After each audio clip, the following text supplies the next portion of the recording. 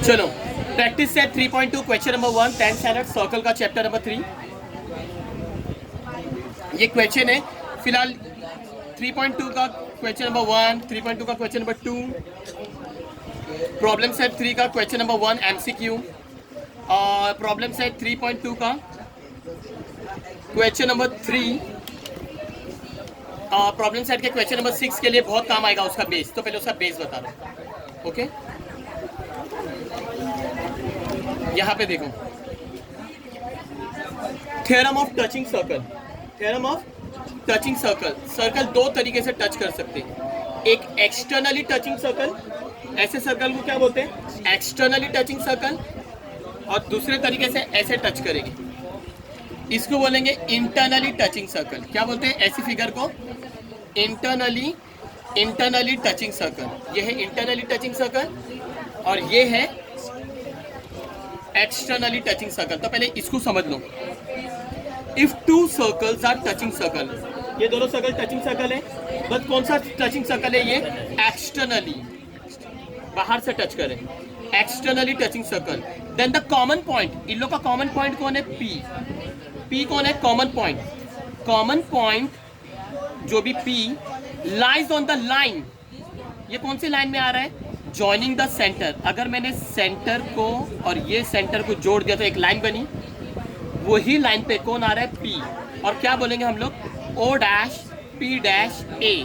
तो कभी भी याद रखना, अगर दो सर्कल टचिंग सर्कल दिखे, चाहे वो एक्सटर्नली हो या इंटरनली, जो common point lies on the line joining the centre. Common points क्या रहेगा? Lies on the line joining the centre. और ये तीनों पॉइंट कोलिनियर पॉइंट होंगे। क्या रहेंगे? Collinear point. तुम लोग को दिमाग में रखने का, ऐसी फिगर दिख गई ओ डैश पी डैश ए, क्या रहेंगे?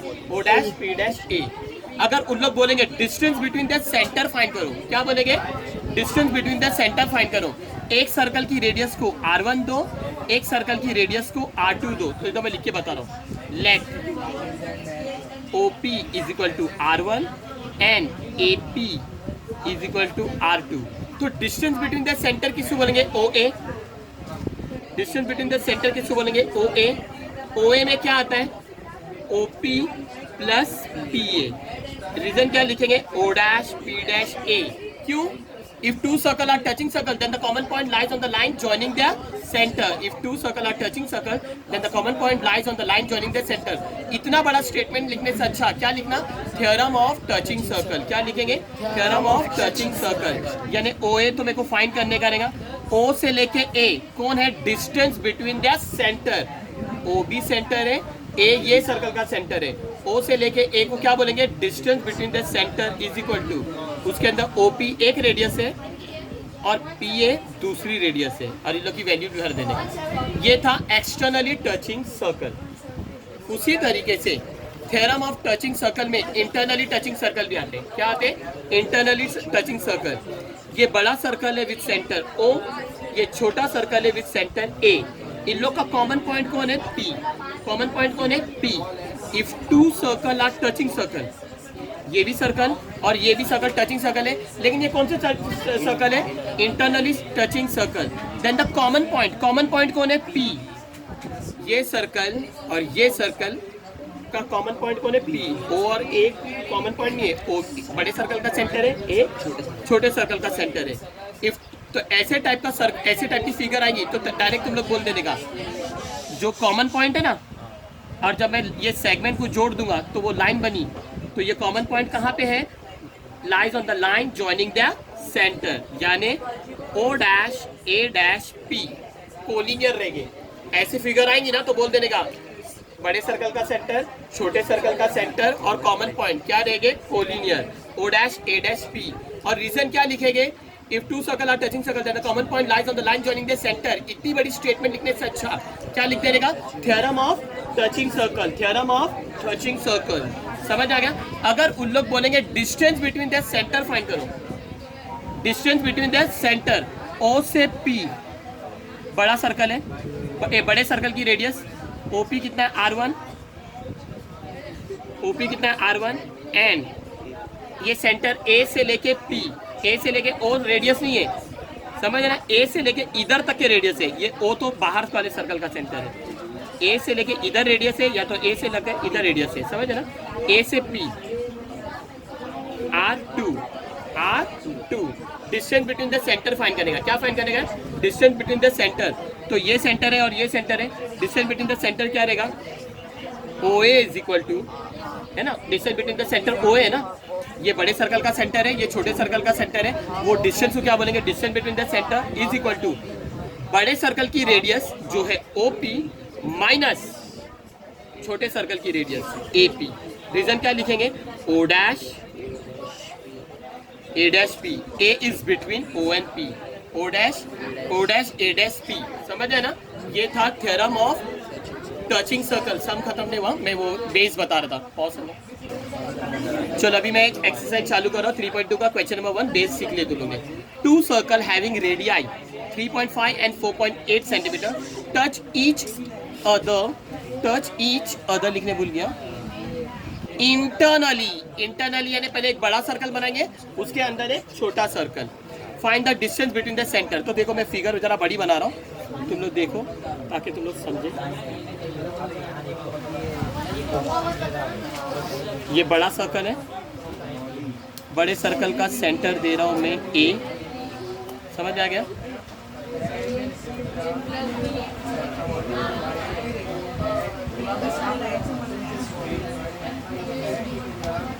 ऐसी फिगर को क्या बोलते हैं, टचिंग सर्कल इंटरनली, दोनों circle touch each other internally, ये है B। तुम लोग को मालूम है when two circle are touching circle, तो कॉमन पॉइंट कौन है, इधर है, यहाँ पे कॉमन पॉइंट मैंने दे दिया P, और ये कॉमन पॉइंट कहाँ रहता है, lies on the line joining the centre A dash B dash P। इसका मतलब ये नहीं कि B एग्जैक्ट बीच में, B बीच में है ना, तो सब जन क्या समझते हैं AB या BP हाफ ऑफ AP, ऐसा नहीं है, BP किसका आधा रहेगा, यहाँ पे जो पॉइंट रहेगा उसका, इसका नहीं, ये तो बहुत दूर है, समझ है ना। तो अच्छा चलो पहले अपन बताएंगे given, two circle with centre A and B touch each other internally at point P, क्या लिखेंगे, two circles with centers A and B touch each other internally at point P, at point P। इतना समझ में आ गया, इतना समझ में आ गया। उन लोग ने बोले दो सर्कल की रेडियस दे रहे 3.5 एंड 4.8, 3.5 किसकी रेडियस होगी, छोटे सर्कल की radius BP, BP is equal to 3.5 क्योंकि ये छोटे सर्कल की रेडियस है, एंड 4.8 कौन से सर्कल की रेडियस होगी, बड़े सर्कल की रेडियस, A से लेके P तक, AP इज इक्वल टू 4.8, और ये क्या रहेगा, लाइन स्ट्रेट लाइन रहेगी, कोलिनियर पॉइंट, तुम लोग समझ जाने का, टचिंग सर्कल दिख गए चाहे इंटरनली हो या एक्सटर्नली, ये तीनों पॉइंट क्या रहेंगे, कोलिनियर, समझ आ गया। टू फाइंड, फाइंड क्या करने का है, to find the distance between the centre, distance between the centre कौन है, AB, बड़े सर्कल का सेंटर A है, छोटे सर्कल का सेंटर B है, यानी AB फाइंड करने का। प्रूफ ए, सॉल्यूशन, जब भी तुम लोग को टचिंग सर्कल दिखेंगे चाहे इंटरनली और एक्सटर्नली, कोलिनियर पॉइंट बताएंगे, क्या बताएंगे, collinear point, A dash B dash P, A dash B dash P। Reason क्या लिखेंगे, थ्योरम ऑफ टचिंग, वो इतनी बड़ी स्टेटमेंट लिखने से अच्छा ये लिख देना, कोई कोई ये लिखते हैं, if two circle are touching circle then the common point lies on the line joining the centre, वो लिखने से अच्छा थ्योरम ऑफ टचिंग सर्कल, ये लिख दिए। चलो अब इससे क्या बनेगा, AP is equal to AB plus BP, AP is equal to AB plus BP, ये रीजन है, A dash B dash P। अभी वैल्यू मालूम है AP की वैल्यू मालूम है, यस 4.8 है ना, AB की वैल्यू मालूम है, AB नहीं, AB रेडियस नहीं है, सब जान AB को रेडियस समझते, छोटे सर्कल की रेडियस यहाँ से यहाँ तक या तो यहाँ से यहाँ तक, तो BP दिए ले, BP कितना बोले 3.5, AB ने दिए ए बी कौन है, डिस्टेंस बिटवीन द सेंटर है, ए से बी कौन है, डिस्टेंस बिटवीन द सेंटर, जो कि मेरे को फाइंड करने का है, प्लस बीपी, बीपी है ना, बीपी कितना है 3.5, समझ आ गया। अभी सॉल्व करने आएगा ना, 4.8 प्लस 3.5 इधर आएगा तो minus 3.5 is equal to A B, is equal to A B, यानी A B is equal to, नहीं सॉरी माइनस करके बताओ, 4.8 को 3.5 से माइनस, 8 माइनस 5 3, पॉइंट के नीचे point, 4 minus 3 1, A B is equal to 1.3 centimetre, इधर देखो सेंटीमीटर यूनिट दिए, देयरफॉर लिखो, आ गया समझ में।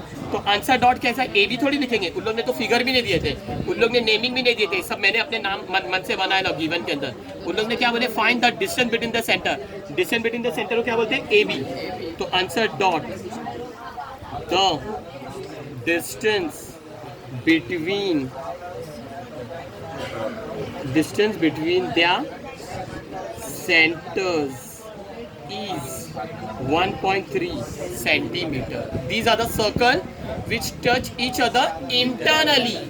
चाहे internally हो या externally हो, कोलिनियर रहेंगे, a dash b dash p जो भी बोलेगा, और ये लिखने का theorem of touching circle, 1 mark का सम।